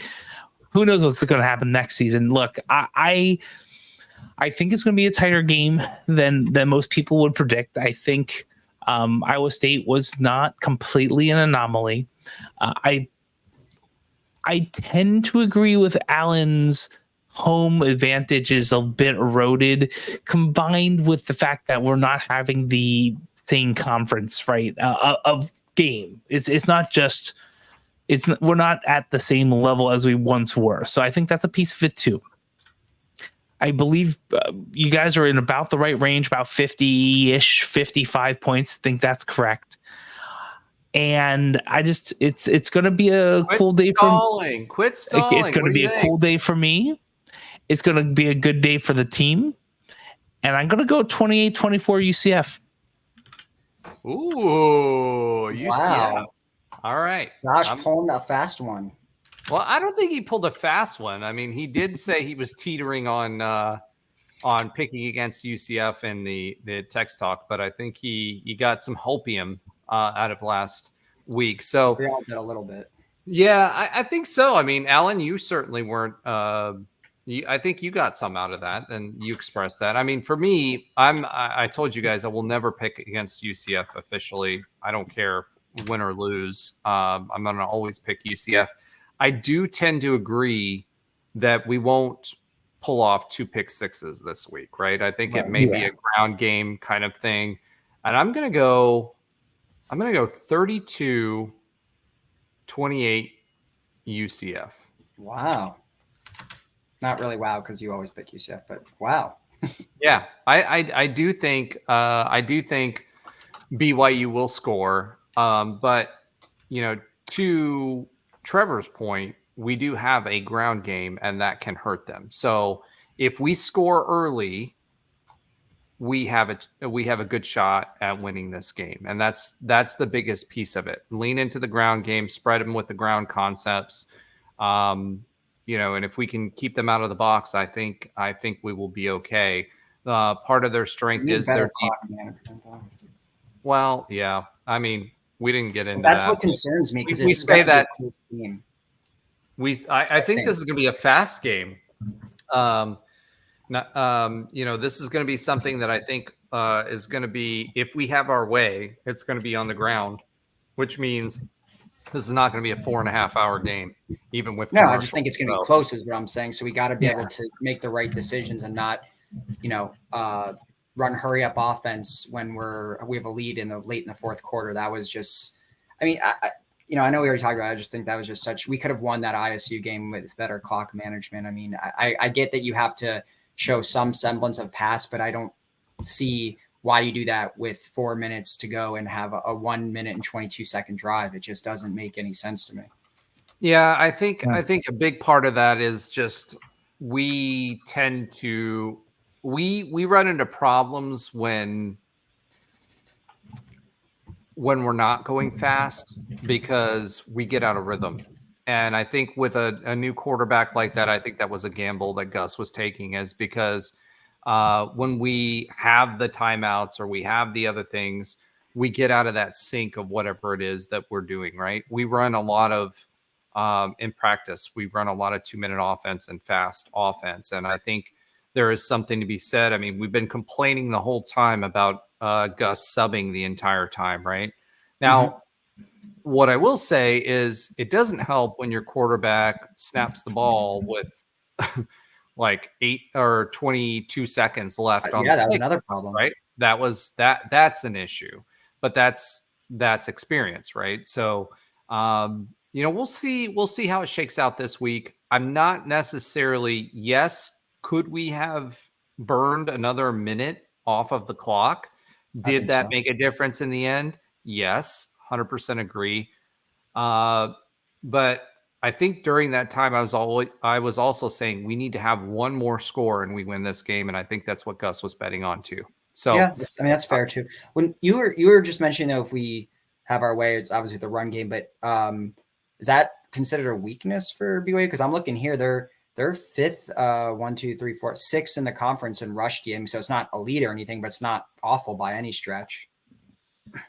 Well, 6 in the conference isn't saying much when you have 8 teams that are in the, I can't remember what the stat was. The Big 12 sent it out, but I think it was like 6 or 8 teams that were in the top like 25. That's fair. They give up 138 yards on the ground, so not great, but it's not, it's not like our run defense last year. No, but let's be honest about this. They haven't played our run game. They haven't played a team that can put up 300, 400 yards, even 300 yards. I mean, we've got a running back in RJ Harvey that can put up 200 yards on his own. We've got a quarterback that put 54 or 34 or whatever it was last game. When you do that and you cut down the number of possessions and limit the turnovers, then we can be pretty effective. So let's go ahead and pivot to some other UCF news. John Walker announced he's out for the season. Alan put in here, it probably means that he's transferring. I hope not. But I am not. He was in pads and whatnot this past game, so I'm guessing you're probably right. Jacurri, as we talked about earlier, Jacurri is officially the quarterback going forward. I think we have an opportunity to re-recruit John Walker, depending on what Jacurri does. So that'll be interesting to see. I look at every game as an opportunity to re-recruit him. All right, let's do a quick recap of Big 12 scores. Yeah, we'll do that really quick. BYU beats OSU 38-35. KSU beats West Virginia 45-18. That really surprised me. Avery Johnson is coming on. He is the quarterback that I was talking about earlier on in the season. Cincy beats ASU 24-14. Again, their quarterback went down. I don't know how long he's going to be out, but the longer he's out, the better it is for UCF. Kansas beats Houston 42-14. I kind of called that. Houston had a fluky game the previous week. Colorado beats Arizona 34-7. I don't have a lot of faith in Arizona. They have one we talked about this on the Big 12 huddle. They have one offensive combo, which is one receiver and one quarterback to each other, and that's it. Right? Sounds like us. But we've got a running game, and they don't. So it's a little bit different. They are truly one-dimensional and even one-play dimensional. Baylor beats Texas Tech. I called that one 59-35. TCU beats Utah 13-7. 13-7. Won that TCU offense. It's like, what? And then Utah, what? 7 points? That surprised me. Big 12 still has 3 ranked teams. ISU drops to number 10. BYU is up to 11. KSU is up to 16. UCF conference opponents are now a combined 21-7. That we've played so far. The ones that we've played so far. Yes. Yeah. No, I know that, but that's still 21-7 is nothing to sneeze at, considering we're entering in what, our seventh or 8th game? I think this is our 8th game. Yeah, our 8th game, because we're 3-4. So that's nothing to sneeze at.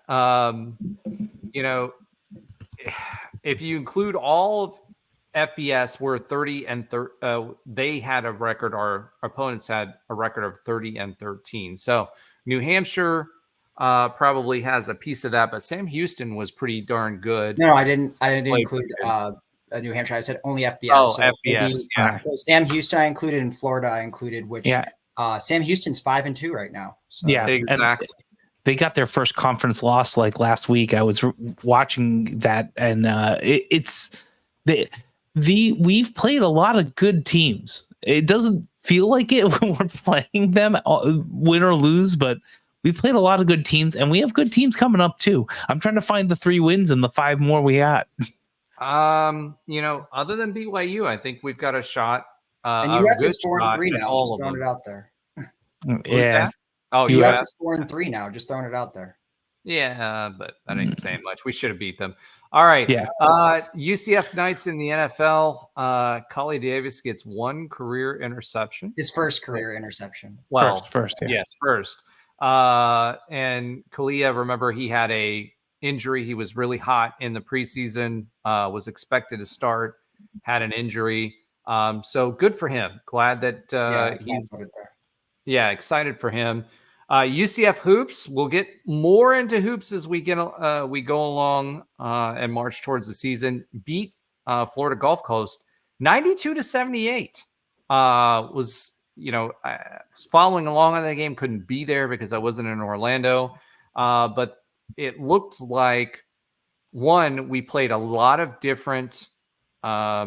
We played a lot of different combinations, which was great. Yeah. Florida Gulf Coast was on fire from 3 for most of the game. So with us still scoring 92 points against them, that's awesome. Obviously, that's not close to the 50-60 that Johnny Dawkins wants from defensively. But offensively, Hall looked great. Our TM looked great. Who's the 5-star reclassified player from 2025 to 2024. So Benny looked great. We've got some ballers on this team. Unfortunately, we did lose Sellers. We haven't heard what the deal is going to be with him, but he was literally stretchered off. He's had some back issues, and it was a non-contact injury. I don't think it was lower leg. I think it was a back injury. So it'll be interesting to see what happens with him. We'll ask Andrew if he comes on next week, because he was a former paramedic, but it looked a lot to me like something like a herniated disc or something that came out. He was dealing with back problems last year too. All right. So good. We saw the debut of Mikey Williams, scored his first points in a UCF uniform. But it was promising. I mean, granted, it was Florida Gulf Coast, but it was still promising. And it's an opportunity to try different rotations and at the same time have the opportunity to see how guys play together in a live environment. All right, let's go ahead and pivot. Pivot. All right. Wow. let's get into a little listener love. Well, I did see that we picked up some more subscribers this week. Unfortunately, YouTube is not showing me who you are. So whomever you are, thank you for subscribing. We appreciate you. But we do have some comments this week. Pitstoner 1974 said, wasting your breath thinking Gus is a CEO. I said breasts, not. I did not finish it with a T. He doesn't even deserve that. He won't pick the right guys, cut ties and move on. That harkens back to our previous discussion around whether Gus should be a CEO. Again, we said that last week as well, that he wouldn't do that. So unfortunately, I don't think that's going to come to pass. So we're going to have to ride or die with Gus for a little while longer. 96 SKDC. Maybe the issue with our quarterback position is not having one with normal first names instead of all these 2-letter abbreviations for their first name. Conspiracies? ? My response was, it started with KZ and that already debunked it. So no conspiracy theories on this show, but thank you so much for providing us with a little bit of humor. Keep those comments coming. And thank you to those of you that are following, subscribing, liking, commenting. We do this for you, so it makes it a lot more fun. And we're trying to get to the point where Alan has to cut his hair. So remember, that is the goal, Night Nation, to get Alan to cut his hair. You didn't cut it short, did you? Not short, but it's nowhere near as long as it was. No. You promised to cut it short. So that's entirely different, and we're going to hold you to that.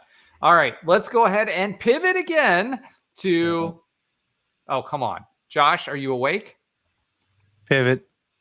Wow.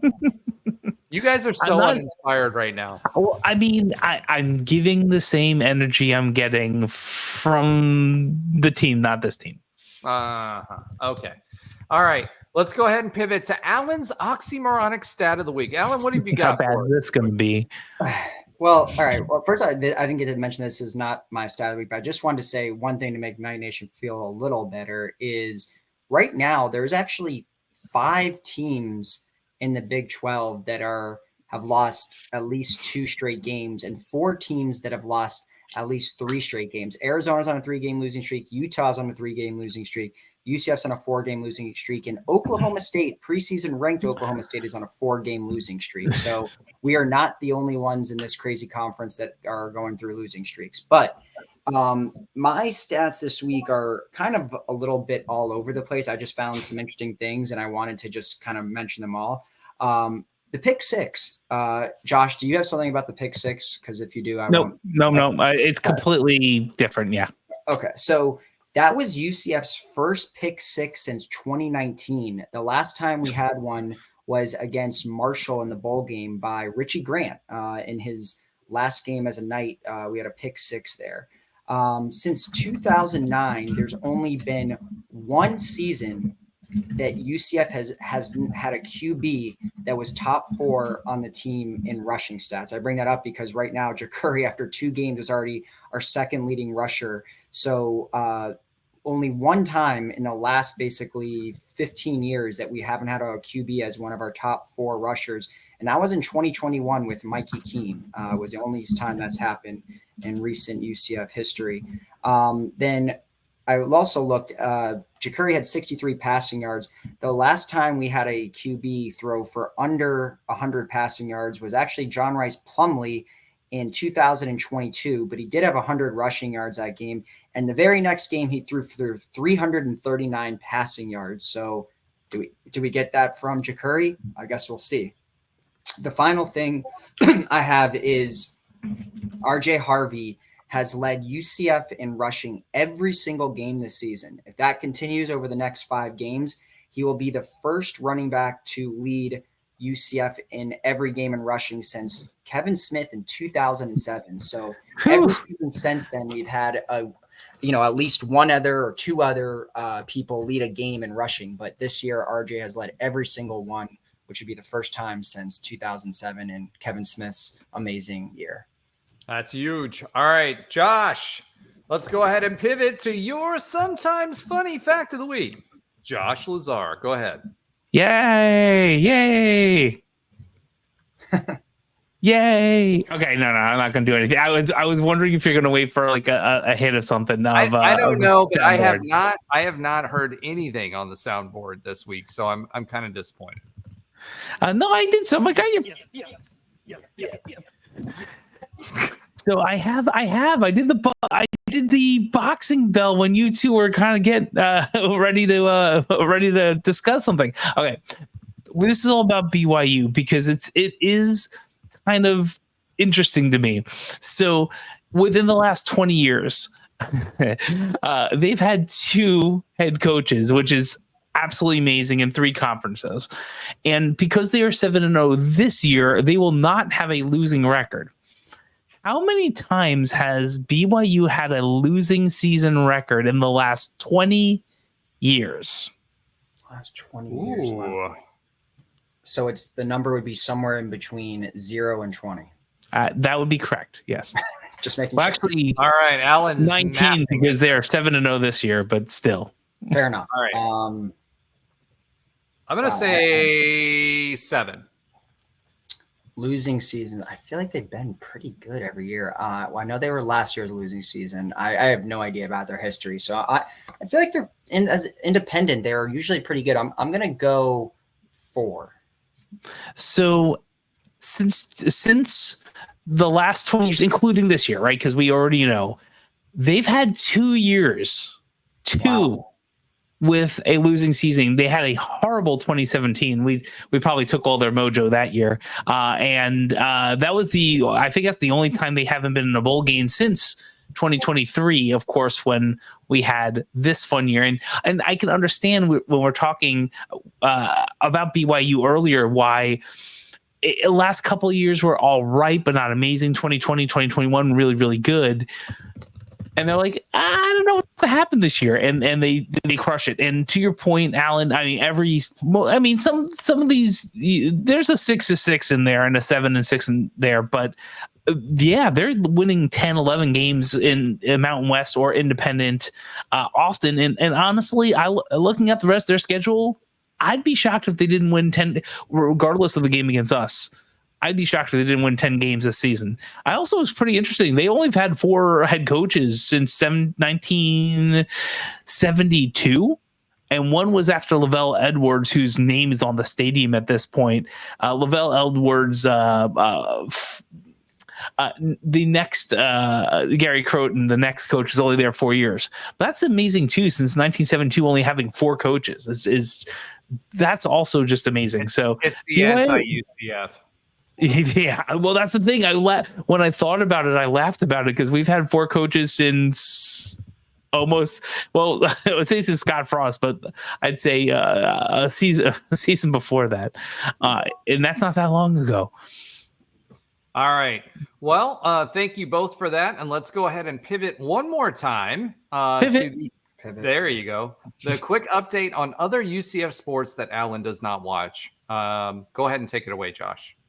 Okay, so Alan doesn't watch a lot of these sports, and it's probably good because we have to only highlight, unfortunately, men's soccer. I'll go through all of it. But men's soccer beat Old Dominion at home 2-0, clean slate, which is wonderful. Up next is Kentucky at home because we have a very interesting mix of soccer teams in the men's soccer conference, which I believe is the Sun Belt. That'll be on Wednesday, October 23rd at 7 p.m. Eastern. And everyone else. Unfortunately, the women's soccer team lost both of their games against what was then ranked 12-17, now 8-14 TCU, 4-2. Not a complete blank. Unfortunately, Oklahoma State was a loss, losing 2-0. Next up is a home game at versus Cincinnati on Friday, October 25th. And we have another home game that same day, an hour later, by our women's volleyball team, which also lost 2 games. They lost at Western Virginia 1-3. They lost at home to number 8 Kansas 0-3. And they'll be at Houston at UCF on the 25th at 7 p.m. Now, the women's softball team, they continue their fall ball. They're going to be playing against Rollins on Friday, October 25th at 5 p.m. and against College of Central Florida on Sunday, October 27th at 4 p.m. Same dates and times as last week if you went to the games. Remember, admission to all games is free to the public. No concessions, no concessions, so outside food and beverage are allowed. The men's baseball team, they also continue their fall ball exhibition schedule this week. They have 2 games at home. They're both the Black and Gold World Series. One is on October 26th at a TBD time. So hopefully gets updated with the UCF Athletics at some point, and at 1 p.m. On the 27th. So those are the sports that Alan does not watch. And Alan, is that also basketball? Do we have to add that to that, or you watch some of the games? No, I don't remember. No, I watch basketball. Okay. I thought so. Yeah. But no golf. We're not doing rowing. It's nothing like that. Oh, I mean, the only 2 UCF sports I watch are football and basketball. Okay. That's fine. You know what? I will. Yeah. All right. So, thank you, Josh, for that. Obviously, we're learning more about the many layers and peeling back the onions of Alan's sports fandom, or Fire Gus's sports fandom, as he said earlier. Hey guys, this week, remember, take heart. This team hasn't given up. Don't give up on the team. It's true. After BYU, the schedule gets a little easier. I'm just happy that we had some competitive football. There was a lot of things to cheer for. Yes. Does everybody hate losing in that fashion? Absolutely. Was there a PI by the refs, or was ISU or Iowa State given the Miami treatment by the same as the ACC refs did for Miami? Did Iowa State get the same treatment? Maybe. Think about the folks that we lost. I'm really hoping this game we get some of those guys back, because we don't talk about injuries much, but we lost some important people in our D line, and I'm hoping this game obviously. To be there, and hopefully we see at least the same level of effort and maybe this type of game. And let's beat the Cougar tails. So at the end of the day, thank you, Trevor, for chatting with us about this. We've got exciting football. Make sure you show up, show out, and support the team. Go Knights and charge on. All right, charge on, baby. Yeah, I don't know what's going on with all these things happening at UCF, man. It's